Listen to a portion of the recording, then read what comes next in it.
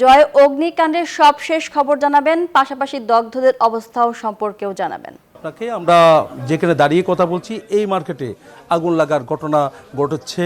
প্রায় 5 ঘন্টা পর আগুন নিয়ন্ত্রণে এনেছে বলে আমাদেরকে জানিয়েছেন ফায়ার সার্ভিস।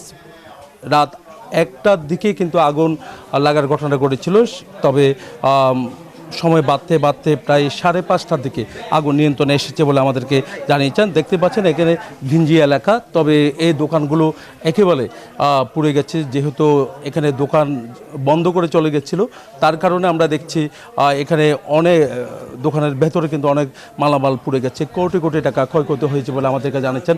খবর পেয়ে এখানে যারা দোকানদার যারা আছেন তারা ছুটে এসেছেন। আমি একটু জানতে চাচ্ছি, আপনারা তো দোকান আছে?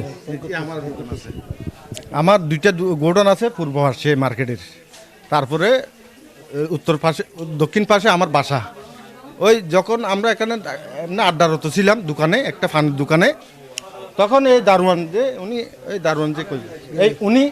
উনি প্রথম খবর বলছে এখানে আওয়াজ করতেছে, দুর্গন্ধ বাইর হচ্ছে। ওই বলতেছে তাড়াহুড়া করে গেটটা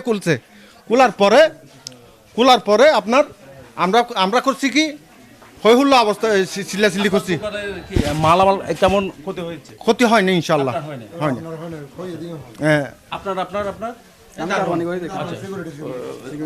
ওই সময় আপনি ছিলেন? হ্যাঁ, ফইলের সময় আমি তো ওইটা লবার ফোরা বাজার না হতে খেলে বাস হনদার এখানে আমি লন দিয়ে এসে সাইডে বড় দোকান, এখানে সাইডে ফটফট আবাসর তার আর বেকনে দোকান আসেনি নিচুরের দোকানে, ফানার দোকানে সিল্লে দিকে বেকন ফায়ার সার্ভিসের হয়েছে। তো এখন কতজন মারা গেছে বলে মনে করছেন? এখন পর্যন্ত 3জন। এটা হচ্ছে উপরে বেসালার বাসা ছিল, বেসালার বাসা থেকে তাদেরকে উদ্ধার করে সিটাং মেডিকেলে পাঠানো হয়েছে। এখানে 3জনকে আমরা শ্বাসকষ্টের মধ্যে মৃত্যু পাওয়া গেছে আর কি।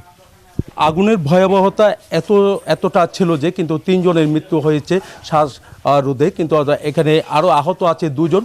চট্টগ্রাম মেডিকেলে তাদের চিকিৎসা দেওয়া হচ্ছে বলে তারা আমাদেরকে জানিয়েছেন।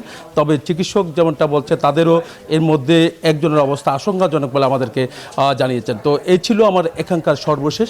ফিরে যাচ্ছি স্টুডিওতে মনির কাছে। জয়, আপনাকে ধন্যবাদ যুক্ত হবার জন্য।